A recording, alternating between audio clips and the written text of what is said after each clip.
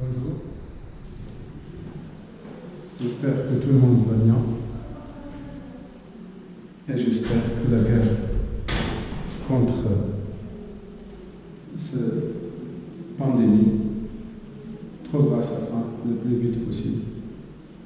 Et nous retrouverons nos sables. Bon, pour la séance d'aujourd'hui, on va parler des matrices.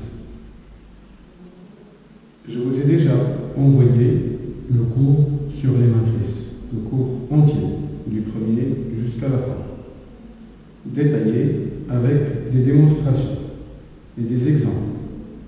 Maintenant, je vais réexpliquer ce cours sur cette vidéo qu'on va vous envoyer par l'administration.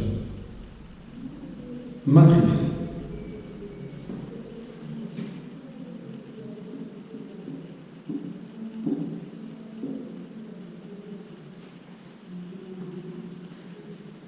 Dans tout le chapitre K est égal à R ou C, on désigne par N, P deux entiers naturels non nuls.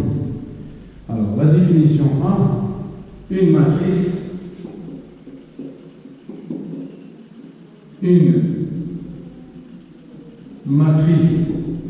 à N lignes et P colonnes et à coefficient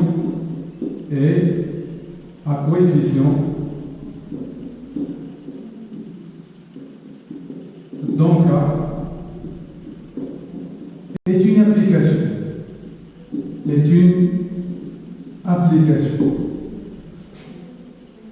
A va de l'ensemble des parties 1 N croix 1 P vers K. Comme pour les suites, l'image de N par l'image de N par l'application U est notée UN et l'application U est notée UN N appartenant à N. Comme pour les suites, c'est une application de N dans K, l'image de N est notée UN et U est notée comme ça. La même chose pour les matrices. L'image de IJ par l'application A est notée par IJ. Et que la matrice A elle-même, qui est l'application, est notée comme ça, AIJ.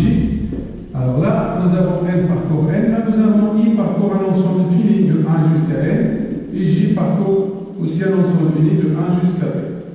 Donc ça, une matrice. Cette matrice aussi, on peut la noter sous la forme d'un tableau. Ce tableau est la LD P colonne. Dans la première ligne, A1, 1, A1, 2, jusqu'à A1, P. Tous les coefficients qui commencent par 1. Dans la deuxième ligne, on met tous les coefficients qui commencent par 2. A2, 2, jusqu'à A2P. Et enfin, dans la dernière ligne, on met tous les coefficients qui commencent par N.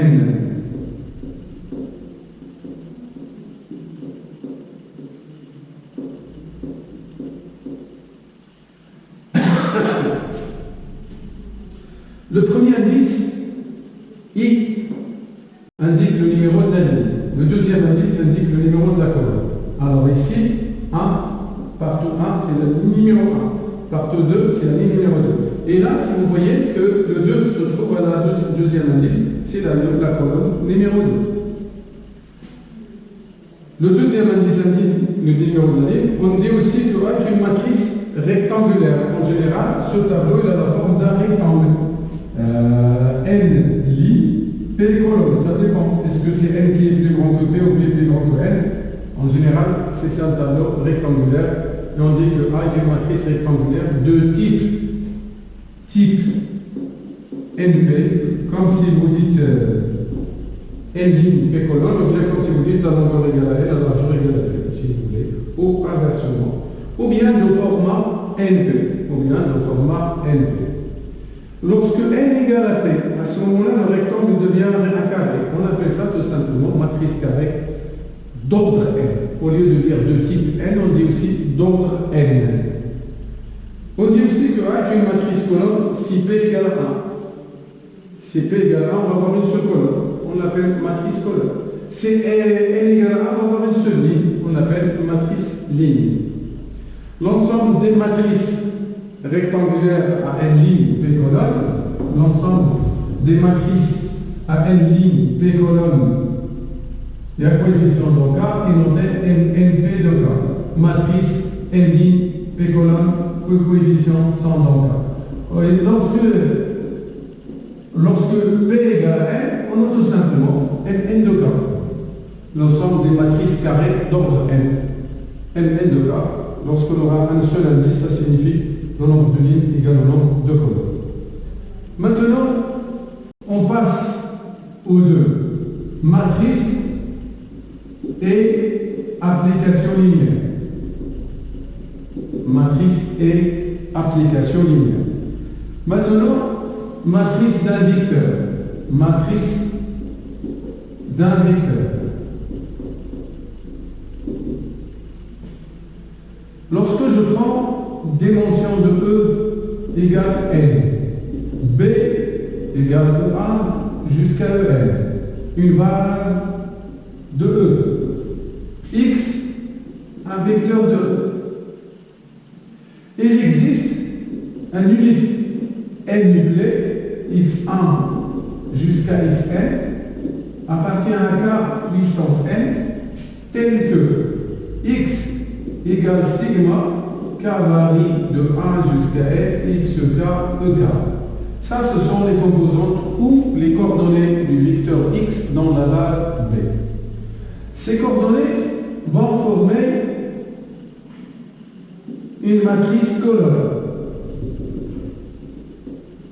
Cette matrice colonne s'appelle la matrice de x dans B. On la note comme ça. Matrice de x dans B. C'est une matrice colonne. Donc voilà, j'ai défini la matrice d'un vecteur dans une base. Cette application-là, math indice B. Normalement, pour chaque vecteur, il a une base. Il a une matrice, pardon. Pour chaque vecteur, il a une matrice. Alors E, il est muni de la base B. Dans E, nous avons la base B. Et X va avoir ses coordonnées dans la base. Sa matrice, c'est une matrice colonne. Il a une ligne, une colonne. Là, math indice B de X, qui donne en fait les colonnes, les vecteurs, les coordonnées du vecteur X. Cette application-là est bijective. Parce que chaque X, ses coordonnées sont uniques. Si on a les coordonnées, on a le vecteur X d'une manière unique. Là, on se donne les coordonnées. Donc, X existe et unique. Ça donne la bijection de l'application math indice B. Après, on va parler de la matrice d'une famille de vecteurs. Au lieu d'avoir un seul vecteur, de deux matrices d'une famille finie de vecteurs. Matrice d'une famille finie de vecteurs. Bon, soit V1 jusqu'à Vp appartient à E puissance P. On a toujours dimension de E égale à N et B égale à 1. En, une base de E.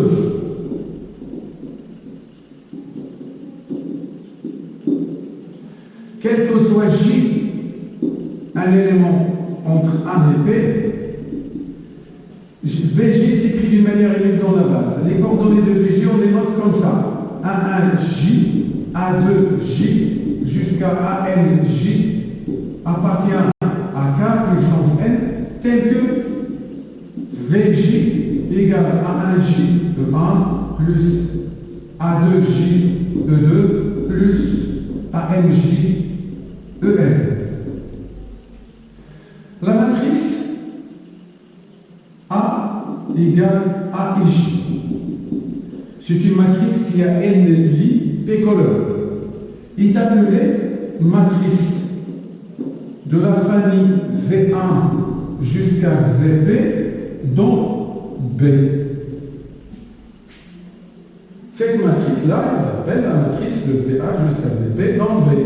On a aussi l'application MAD indice B qui va de E à la puissance P vers NP de K et qui à chaque famille de vecteurs V1 jusqu'à VP associe MAD indice B de V1 jusqu'à VP. Et bijective. Pourquoi? Parce que, comme tout à l'heure, chaque vecteur, pour chaque coordonnée, il y a un unique vecteur.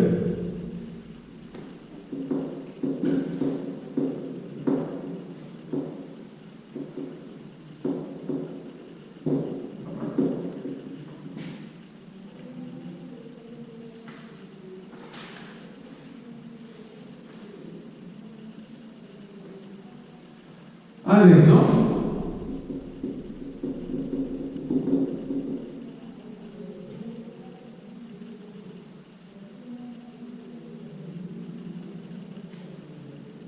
Si je prends B égale 1, E2, E3, base canonique de R cube, B', je prends les vecteurs, U1, j'ai mis ici 1, 1, 1, U2, j'ai mis 1, moins 1, 2, U3, j'ai mis moins 1, 3, 1, et enfin U4, c'est 3, moins 1, 3. Si je donne la matrice de U1, U2, U3, U4 dans B, ça va donner une matrice qui a 3 lignes, mais 4 colonnes. Le nombre de colonnes, c'est le nombre de vecteurs. Pour U1, ces coordonnées dans la base canonique sont 1, 1, 1. Pour U2, les coordonnées 1, moins 1, 2, moins 1, 3, 1, et 3, moins 1, 3. Voici donc la matrice, tout simplement. Les coordonnées de U1 dans la base canonique, ils sont là. Les coordonnées de U2, les coordonnées de 3, les coordonnées de U4. Si je veux la matrice de U3, U2, dans la base B, U3 et 2. Alors, donc, j'aurai une matrice 3 lignes, 2 colonnes, parce que 2 vecteurs. Et le premier vecteur, c'est U3. Donc, je dois mettre dans la première colonne les coordonnées de U3. C'est moins 1, 3, 1. Et dans la deuxième colonne, les coordonnées de U2. C'est 1, moins 1, 2. Donc, l'ordre des vecteurs ici est important. Le premier vecteur, c'est coordonné dans la première colonne. Le deuxième vecteur, c'est coordonné dans la deuxième. Et ainsi de suite, ça dépend du nombre de vecteurs. Vous avez un autre exemple, c'est à vous de le lire et de comprendre. Maintenant, on passe matrice d'une application linéaire. Matrice d'une application linéaire.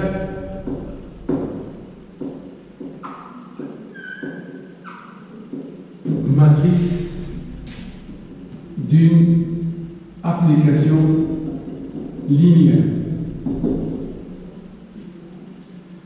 Alors là, je prends dimension de E égale P, dimension de F égale N, F une application linéaire de E dans F, B, E1, EP, une base de E, et B' égale E'1, E'N, une base de F.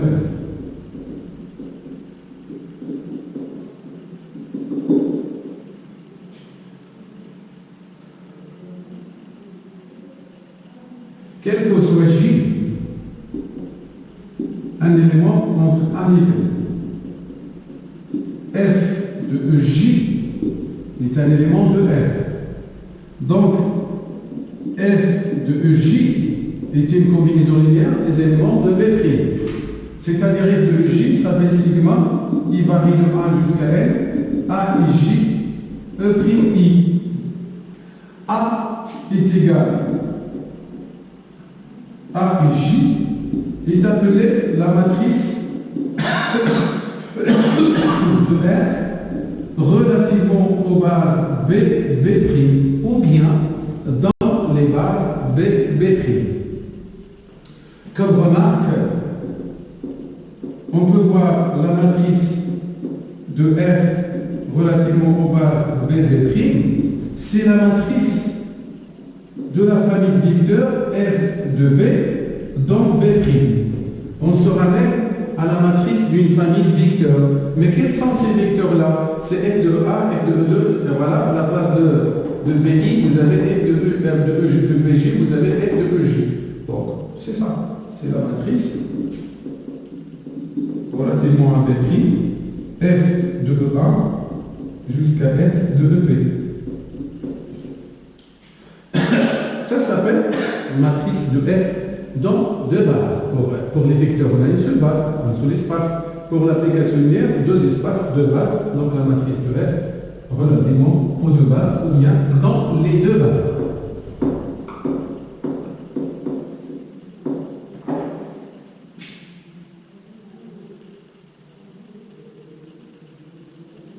Une remarque, on a aussi la matrice relativement aux bases B' qui va de L de F vers l'ensemble des applications linéaires à N B colonne et à coefficient dans K, qui à chaque application linéaire, on lui associe sa matrice. Et bijective. Pourquoi bijective? Si nous avons une matrice, imaginez que nous avons une matrice. La matrice A, imaginez que vous avez ici la matrice A. Cette matrice A égale A et J, égale A1 jusqu'à A1 B, A de 1